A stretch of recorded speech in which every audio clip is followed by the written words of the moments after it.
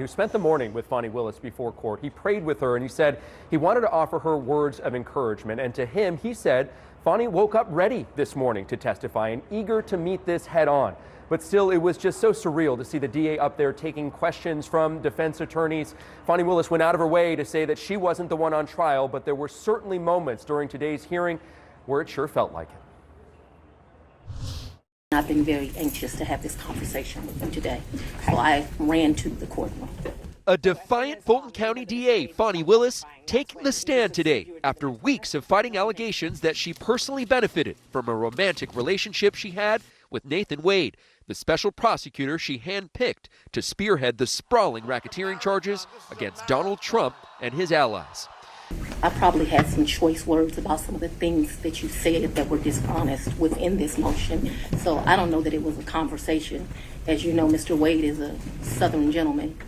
Me, not so much. Willis not hiding her anger over the allegations, at one point being called a hostile witness by the defense. I very much want to be here, so I'm not a hostile witness. While both Wade and Willis have admitted to the relationship they had, they say it began only after Wade took the job. That timeline also a major point of contention in the hearing today.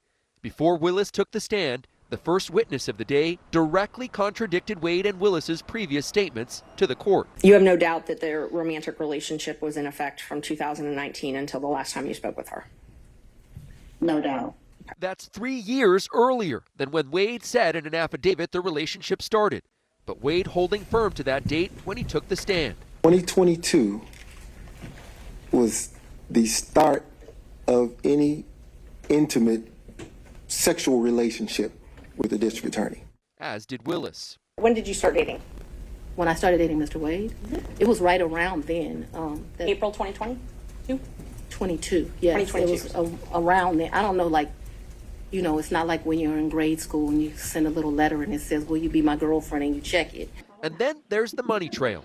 Defense attorneys pressing on whether or not Wade paid for Willis when the two vacationed together, trying to suggest that he used money he made from his taxpayer-funded contract at the DA's office on Willis.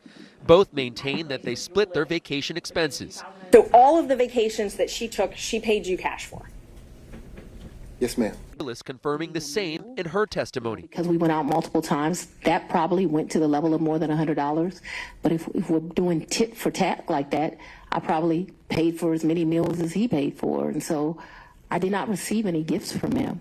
And at times, forcefully pushing back with the defense attorney who first launched the allegations. These people are on trial for trying to steal an election in 2020. I'm not on trial, no matter how hard you try to put me on trial.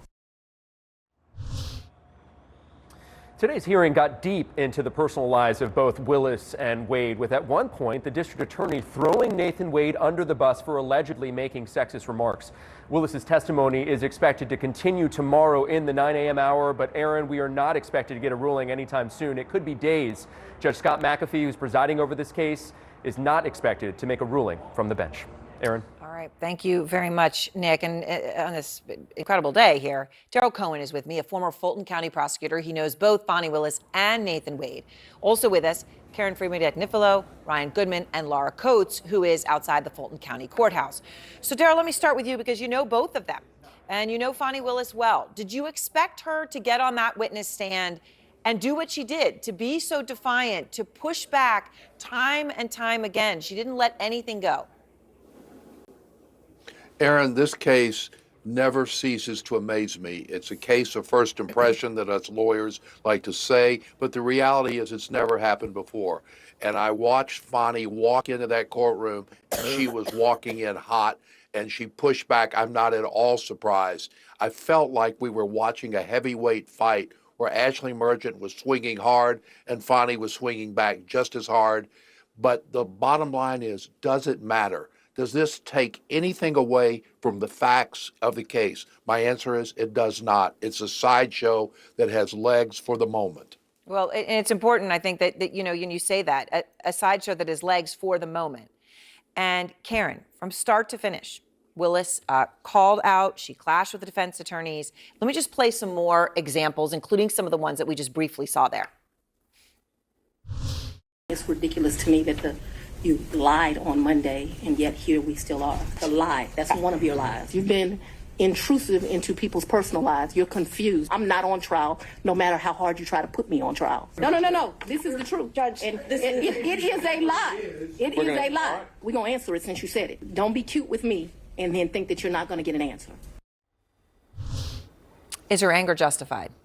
I think so. I think what was lost today was the legal standard that the defendants have to meet in order to get the case get her disqualified from the case, which is there an actual or perceived conflict of interest, one that has to do with money and a relationship, but we didn't hear any of that. For example, we didn't hear anything about who approved of the vouchers that Wade submitted and his timesheets and all of the things that you would ask if you're really trying to discuss the financial relationship. And this just devolved into a salacious, private, deeply personal attacks on Fani Willis that just really seemed irrelevant